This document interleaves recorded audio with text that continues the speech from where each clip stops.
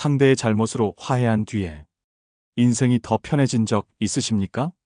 대부분은 고개를 젓습니다.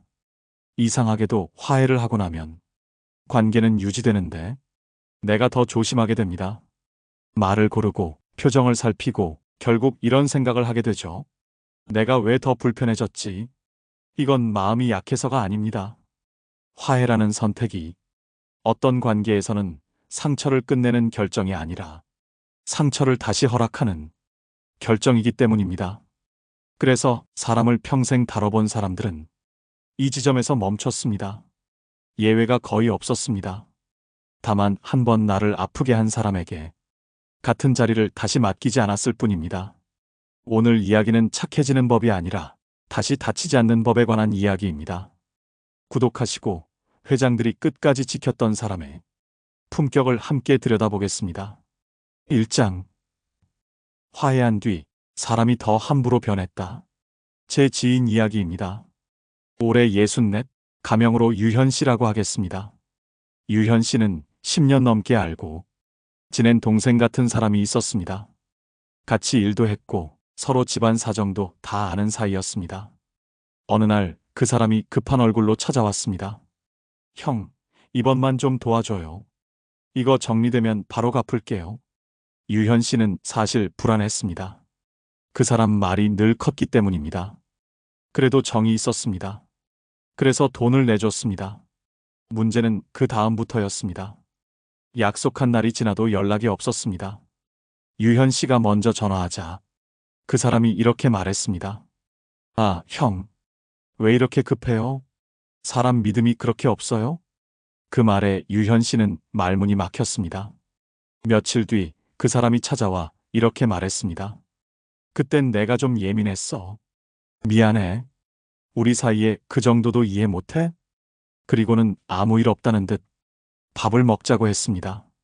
유현 씨는 그 자리에서 사과를 받아들였습니다.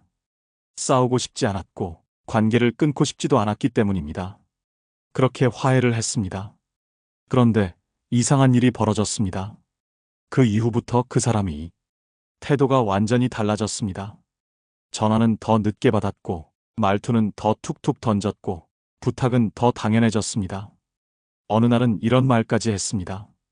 형은 원래 이런 거 잘 넘어가잖아.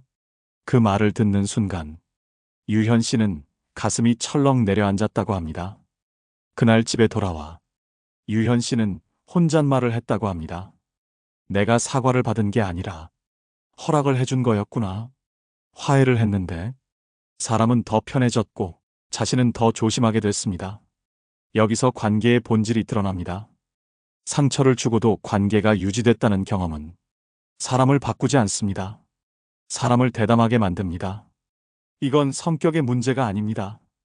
구조의 문제입니다. 하버드 심리학 연구에서도 사과 뒤에 실질적인 불이익이나 변화가 없을 경우 그 행동은 허용된 패턴으로 저장된다고 합니다. 쉽게 말하면 이겁니다. 이 정도는 괜찮다. 이건희는 사람을 쓸 때 이 부분을 가장 냉정하게 봤다고 합니다. 한 번 선을 넘은 사람은 두 번째부터는 더 쉽게 넘는다. 그래서 그는 사과를 받아도 기준은 다시 주지 않았습니다. 그날 유현 씨는 알았다고 합니다. 사과를 받은 게 아니라 다시 해도 된다는 허락을 주었다는 걸. 화해는 사이를 부드럽게 만드는 선택이 아닙니다. 선을 다시 긋는 결정입니다. 그 선을 긋지 않으면 화해는 관계가 아니라 함부로 대해도 된다는 표시가 됩니다. 2장. 사과부터 꺼낸 사람을 그는 다시 쓰지 않았다. 여기 유명한 정주영 회장의 일화가 있습니다. 현대 초창기 시절 한 임원이 중요한 계약을 날린 일이 있었습니다. 손해도 컸고 현장 분위기도 심상치 않았습니다. 그 임원은 다음 날 아침 일찍 회장실로 들어갔습니다. 문을 열자마자 고개부터 숙이며 이 말을 꺼냈다고 합니다. 회장님, 전부 제 잘못입니다. 정말 죄송합니다. 사과는 빨랐고 태도는 공손했습니다. 주변에서는 이 정도면 한 번은 넘어갈 거라 봤습니다. 하지만 그는 바로 대답하지 않았습니다. 잠시 임원을 바라보다가 조용히 이렇게 물었다고 합니다. 그래서 내가 지금 가져온 건 미안하다는 말이냐? 아니면 같은 일이 다시 안 생길 방법이냐? 임원은 말을 잇지 못했습니다. 사과는 준비했지만 책임은 준비하지 못했기 때문입니다. 그는 낮은 목소리로 이렇게 정리했습니다. 사과는 실수한 사람이 하는 게 아니라 넘어가 달라는 사람이 하는 거다. 그리고 그 임원을 핵심 자리에서 내렸습니다. 여기서 중요한 건 그가 냉정했느냐가 아닙니다. 그는 사과를 거부한 게 아니라 사과로 관계를 리셋하려는 태도를 끊어낸 겁니다. 사람을 볼 때 그가 가장 중요하게 본 건 이것이었습니다. 말이 아니라 그 사람이 감수할 불편함의 크기. 그는 사과를 들었지만 고개를 끄덕이지 않았습니다. 대신 한 가지만 물었습니다. 다음엔 무엇이 달라질 수 있나? 사과는 종종 반성의 표현이 아니라 기준을 떠보는 행동이 됩니다. 이 정도까지는 괜찮은가? 그는 이 장면을 수없이 봐왔습니다. 그래서 사과를 들으면 마음이 아니라 판단부터 했습니다. 한 번 허용된 무례는 곧 반복될 권리가 된다. 3장. 화해는 관계를 살리지 않았다. 상처를 연장했을 뿐이다. 이런 이야기 주변에서 한 번쯤은 들으셨을 겁니다. 결혼 30년 차 부부였습니다. 크게 싸우는 일은 없었습니다. 다만 아내는 늘 혼자 참는 사람이었고 남편은 늘 그럴 수도 있지로 넘기는 사람이었습니다. 말로 하는 사과는 늘 있었습니다. 미안해. 내가 다음엔 고칠게. 그리고 다시 일상으로 돌아갔습니다. 문제는 그 다음이었습니다. 사과 뒤에 달라진 건 없었고 선은 조금씩 더 쉽게 넘어졌습니다. 말은 더 무뎌졌고 존중은 줄어들었고 아내는 점점 말을 하지 않게 됐습니다. 겉으로 보면 화해한 부부였습니다. 하지만 속에서는 관계가 아니라 상처가 이어지고 있었습니다. 결정적인 순간은 어느 날 아내가 이런 말을 하면서 왔다고 합니다. 우린 싸운 적이 없어. 근데 나만 계속 무너졌어. 그 말 한마디에 그동안의 시간이 한꺼번에 쏟아졌다고 합니다. 이 장면을 이병철 회장은 부부 문제로 보지 않았을 겁니다. 이병철이 관계를 볼 때 딱 한 가지만 봤다고 합니다. 화해 뒤에 누가 더 조심하게 됐는가? 그는 사과를 믿지 않았습니다. 눈물도 믿지 않았습니다. 그가 본 건 딱 하나였습니다. 그 다음 행동, 그리고 그 이후의 반복. 만약 화해 뒤에 한쪽만 말을 줄이고 한쪽만 눈치를 보고 한쪽만 관계를 관리하게 됐다면 그 관계는 이미 기울어졌다고 판단했습니다. 삼성에서 사람을 쓸 때도 같은 기준을 적용했습니다.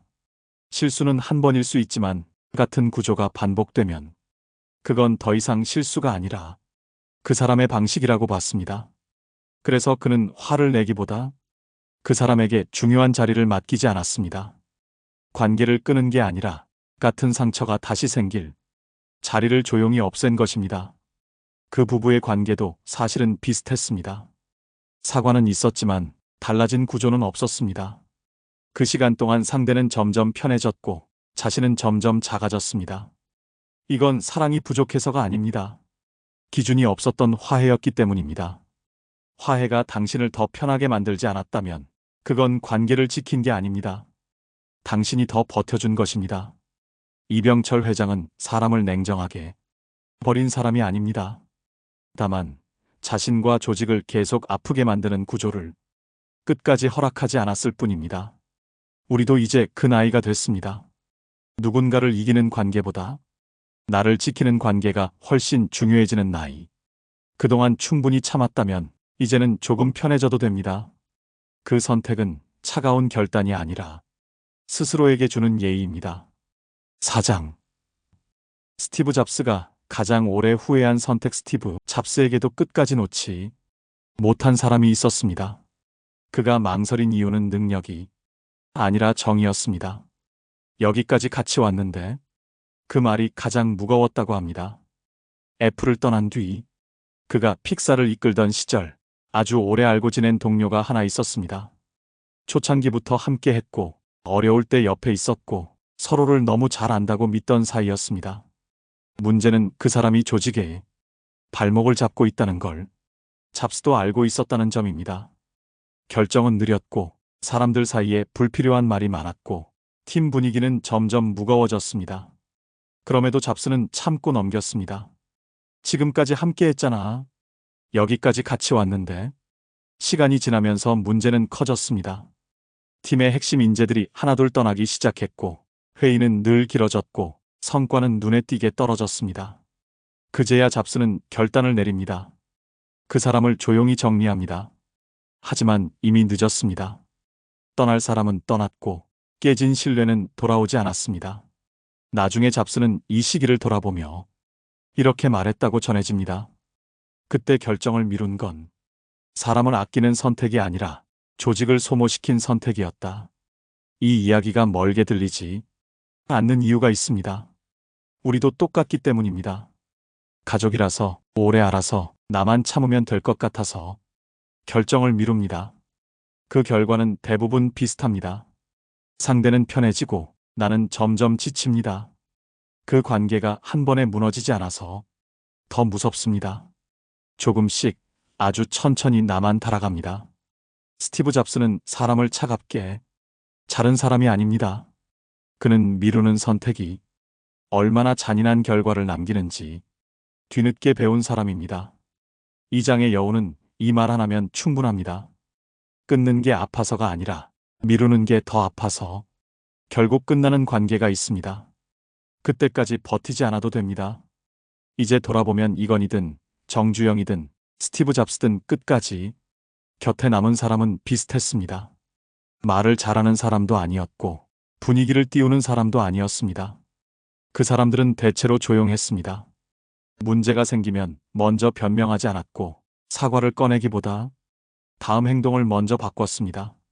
관계가 불편해질 때 상대를 관리하게 만들지 않았고 늘 같은 자리에 같은 태도로 서 있었습니다. 회장들이 사람을 오래 쓴 이유는 능력이 아니라 마음이 편했기 때문입니다.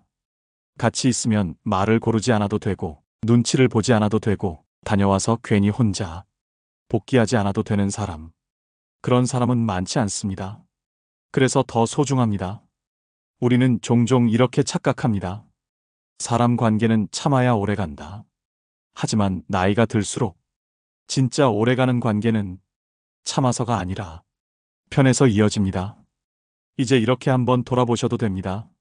그 사람을 만나고 온 날 집에 돌아와서 내 얼굴이 어땠는지, 말을 많이 한 날이었는지 아니면 괜히 기운만 빠진 날이었는지 그 느낌은 생각보다 정확합니다. 화해해야 할 관계는 사실 많지 않습니다. 대부분은 이미 충분히 이해했고 충분히 참았고 충분히 애썼습니다. 이제 필요한 건 더 많은 설명이 아니라 조금의 거리일지도 모릅니다. 관계를 정리한다고 해서 사람이 매정해지는 건 아닙니다. 오히려 자기 인생을 제자리로 돌려놓는 일입니다. 남은 시간은 갈등을 관리하는 데 쓰기엔 너무 귀합니다. 이쯤 되면 이런 생각이 들 수도 있습니다. 당신이 떠나야 할 관계는 미워서가 아니라 편하지 않아서입니다. 그리고 편안함을 선택해도 되는 나이에 우리는 이미 와 있습니다. 오늘 이야기가 조금이라도 마음을 가볍게 했다면 그걸로 충분합니다. 당신은 이미 잘 살아왔고 앞으로는 조금 더 편하게 살아도 됩니다. 구독하시면 다음 이야기도 편하게 받아보실 수 있습니다.